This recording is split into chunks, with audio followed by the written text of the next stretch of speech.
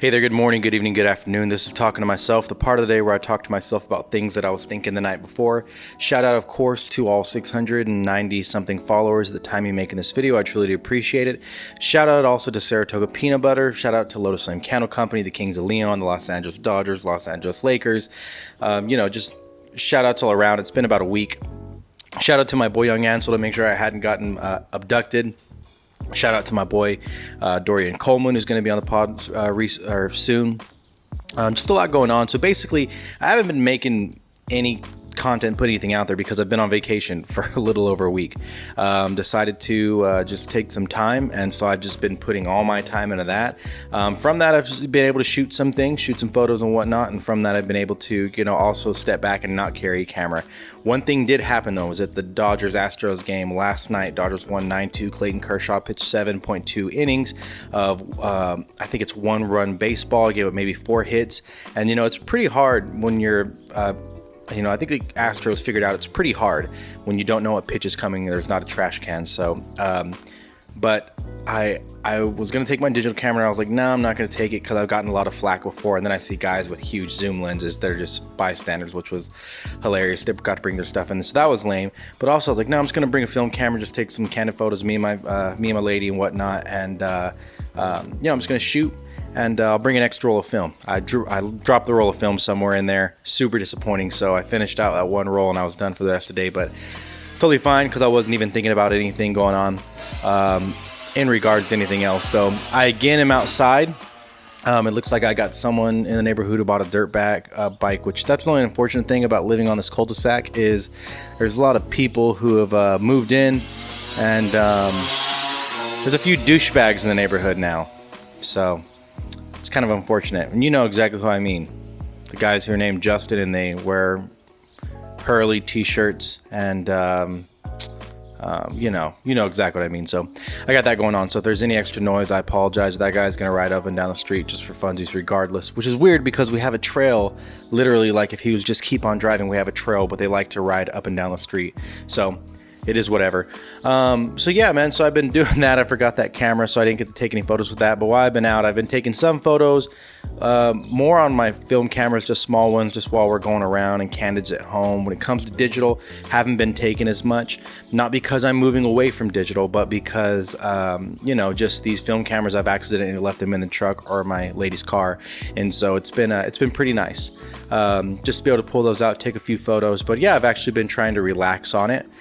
Not try to bring camera everywhere, and it's good a lot of times to just be in that moment because you can capture them. That's great, but there's just a certain bit of fluidity that comes from can you be in the moment and still capture it. And there's a lot of times whenever I'm aware that it's not as feasible doing both. It's not as feasible to capture that moment and be in that moment. I just want to be all in. And so that's one of the reasons why there's not many photos coming out, especially the things that I've been doing. And it's just for that. But I am going to be getting a lot of photos developed from the Nikon LiteTouch AF and the OLYMPUS X-H2. And I've been using those for a couple months. And I'll do a more in-depth video, but I could just tell you off the bat right now, the Nikon LiteTouch AF is, to me, the better camera out of the two. Now, I'm sure if, a lot of you will come up and say, well, then you have to try the Olympus XA, it's better. Listen, they're pretty much the same when it comes to practical use. The biggest difference is the aperture size of 2.8 versus 3.5 whenever it comes to the XA versus the XA2. And so even then, you're not getting the best depth of field at that 2.8. So I mean, there's not really much different between the two that would make me say, okay, if I tried the XA, it might be better. The XA feels great in the hand. It's amazing being able to, I like the crank wind, I'm liking the manual wind. I'm liking the shutter button is nice. The controls and being able to overexpose some shots or by a stop or two, basically, because I have control over ISO. That's great. But if I'm being honest, Nikon LiteTouch comes with a nice leather pouch. It's lighter. It fits better in a pocket. I like that the flash is built in. It feels better. Now, does it feel as hefty? Does it feel as chunky? Does it feel as good to hold in the hand and like it's all there weight wise? No, it doesn't. But it just feels more natural. It just feels better when I pull that thing out and I'm shooting that. I'm not even mentioning the fact that I like the 28mm focal length over the 35mm focal length. it's, to me, it's just a nicer camera. It's just better all around. I understand the Olympus XA line has a huge cult following, but when it comes to just usability and situation usage and just, well, a lot of times when I'm shooting the XA, I'm kind of shooting just to get through the roll of film. With a LiteTouch AF, I'm kind of hoping I don't run out, because I like the orientation of everything. I like the look and the feel. I feel like it's a lot easier to use. I mean, I just can't explain enough, man. Olympus XA wins, and you know how I feel about it, because it does have a cult following, and I feel like I do have a cool camera in hand. It wins in that department. When it comes to everyday practical use, the Nikon LiteTouch AF is just #1 to me. So shout out to Nikon for creating an amazing camera. You know, you did it. You did a great job. And so, you know, if hopefully this doesn't raise up the prices of film cameras, and if it does, you know, you guys just go f yourselves. No one cares. Stop bitching about film camera prices raising up. You should have bought more of these cameras that apparently you were really looking at and liked, whenever they're fucking $20 to $50. Grow the f up. See, other than that, I've just been looking at the X-H2 more, checking out that line and trying to understand what exactly might come of that, or what is coming of that. And so what I'm seeing in regards to these rumors, and I've had some people tell me, you know, X-H2 is probably going to be more video centric because the X-T3 is the perfect hybrid. And I want everyone to understand, all of these cameras are basically hybrid cameras. Fujifilm is allowing you to record 4K and F-Log in basically every camera they have. That's a huge deal. From someone who's worked in cinematography professionally and has come from not only mirrorless and DSLR cameras, but also from cinema cameras. One of the biggest things you're looking for is for continuity and workflow. You're looking for, how do the images look up against each other? And the fact that Fujifilm has all these same sensors, and so many sensors now can do 4K, or they're 1080, which can be upscaled to 4K pretty nicely, or they shoot in log. The XC4, XT3, the XT4, the XT4, the X-H2, XT30, XS10, all these cameras, you can take them out and you can shoot in all these different formats, and if they're similar enough, and if you have the right ISO, you have the right shutter speed, all these things, you're able to use these with each other, no matter what camera is shot on. And that's a big deal whenever it comes to people buying multiple cameras in a system to be able to shoot your A and your B roll, because you got different options, different things. Yeah, for the XE4 you have a time limit, but if you're shooting talking head for 10-15 minutes and you need an A, a B, and a C cam, you're totally fine with starting and stopping on one camera. So there's a lot of things that you're giving up, but there's a lot of things that are doing good. And that's one of the reasons why I think that you already have so many cameras that can do so much and are so capable where it comes to videos. You have to really show out whenever it comes to the photo side of things. You have to really shell out all the R&D for that section. That's why I think when the X-H2 comes out, you have to position that to where it is facing sports photography and you know, live event photography. That has to be where it has to be pointed, because if not, and you're creating a video centric camera, what is it going to do? It's going to have a new sensor that is somewhat slightly better but similar frame rates, because what else can you do? I mean, 4K 360, I mean, what else are you going to do? It has slightly better frame rates, it has more slow motion in 4K than the X-T4 does, and then what happens when the X-T5 comes out? It's going to overshine that. That's what you're facing every time you guys make these rudimentary upgrades. And the fact is, because Fujifilm is choosing to go along the correct line of not segmenting their sensors in regard to megapixel count and in regard to colors and features like Canon does, where Canon's EOS R footage looks completely different than the EOS RP, which looks completely different than the EOS R6, which does not match the R5. And all the logs are messed up, and the straight out of camera footage doesn't match up. Fujifilm's choosing to use same sensor and everything, same technology, and so because of that, you have all these people that can take footage from different types of cameras in the Fujifilm lineup, as long as they're near the same sensor grade, the X-Trans, as long as they're X-Trans 4 sensors basically, and they can go together. And so because of that, Fujifilm's going to really have to work on not segmenting their power of the camera, but segmenting what each camera is specifically used for.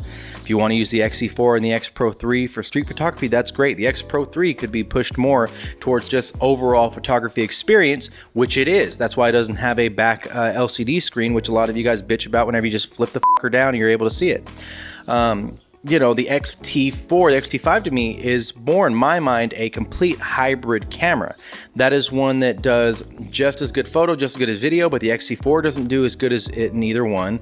The X-T20 and 30 and soon to be hopefully 40 doesn't do as good, but does about 90, like the X-T3 did 90% of what the X-T30 did 90% of what the X-T3 did for $1,000 less. You know, that's basically what you're getting with that XT line, to where they're the perfect hybrids, is different sizes. The XH line has to be your flagship. And to be your flagship, it's got to be able to combat these you know, I just think the Canon EOS R3, you know, this Nikon Z9, not in the fact that it has to have that sensor size and do all these things, but you got to push it towards sports photography.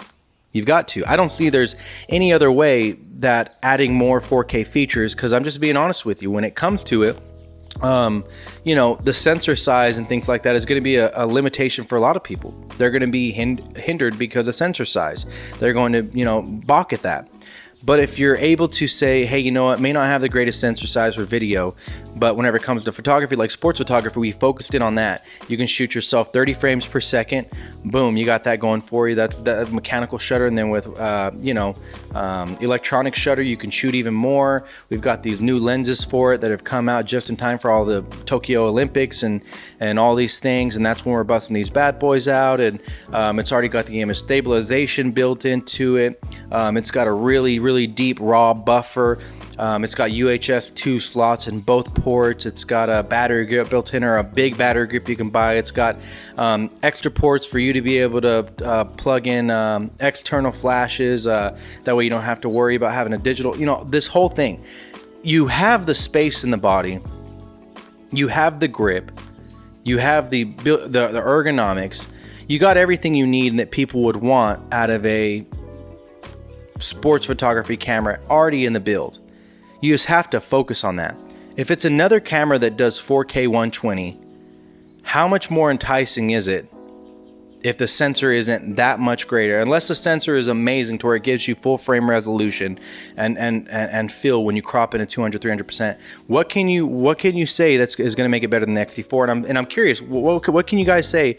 What can they put into the X-H2 that's not in the X-T4 that makes it more video centric? I'm being honest, 4K 120? Would that be enough to get you going? Would 10-bit be enough to make you say, oh, you know what? A lot of you guys don't even know how to use 10-bit, and it wouldn't even make a difference because a lot of people wouldn't notice. So that's one thing I have to ask you. If you're interested in using 10-bit, why? And have you used it before? And do you know the difference between, I know the difference between 10-bit and 8-bit when I'm looking for it. Yeah, I know the difference. Show up to me side by side, I can tell you everything. But when I'm looking at it, and I'm looking at a film production, I've never, whether upscale, downscale, whether on YouTube short film, whether in cinema, I've never looked and said, oh, this is a 16mm film. Oh, you could tell because it has this. Or, oh, this is 8-bit film. I've never looked at that. I've always looked at continuity. I've always looked at plot. I've always looked at camera angles, backlighting, things like that. I don't care about what bit it's been shot in. You guys are into fucking semantics when you talk about that. It's the same way how people that shoot Leicas thinks that shooting a Leica makes it somehow to where they automatically know about photography and the history. You know, I just think that people just say they need these things, and like, what is going to make it better than the X-T4? What is going to make the X-H2 better than the X-T4? And what will it take to where it can't be jumped by the X-T5 or have the same settings the X-T5 when that comes out? Because to me, I don't know what else. 12-bit? Is it going to have a fan cooling it internal? Is it going to have unlimited record times? And I mean, is that all you want though? If it has unlimited record times and everything else is the same, that's good enough for you to cash out $2,000? And this is just sincerely me asking. Is an unlimited record time in 10-bit enough to say it's worth $2,000 upgrade from my X-T4? And I ask that because how many of you have shot long format to where you've had to shoot a scene over 30 minutes? And how many of you have the card space for that to shoot over 30 minutes? And so those are things you have to ask yourself so you don't get basically punked into buying something that you don't need. You have to understand, you don't have to be a fanboy. Fujifilm still should listen to every single one of us and do the shit that we want them to do. There's no reason why we should say, oh, you know what? They're trying their best and this is really good. This is really good for their system. Fuck that. I don't want good for their system. I want good for me. This is good for them in the long run. Fuck good for them in the long run. I want good for me in the long run. I want a camera that I'm not going to need to upgrade in a couple years or in 6 months because the X-T5 is going to fucking shit on it like the X-T3 shot on the X-H2. Be smart. Be smart about it. So that's it. That's with that. Just had a couple people mention about the X-H2, and you know, like it's you guys got to figure out what you want. Are you guys going to fanboy? Or are you guys going to be weird about it? I mean, you guys got to be realistic with what's beneficial for you. I mean, is it really worth spending $2 more grand and selling your X-T4 for, you know, $500 less than you bought it just to get 4K 120? How often do you use that? Just to get 10-bit? Do you even know how to fucking color grade that? So I guarantee you, majority of you guys don't. I guarantee you got tricked into thinking that 10-bit was the deal because you watched a Peter McKinnon video. Anyway, that's just me. So that's all I got, man. Hope you guys enjoyed, and glad to hear from you guys. I probably won't censor this one. So that's it. Have a good one.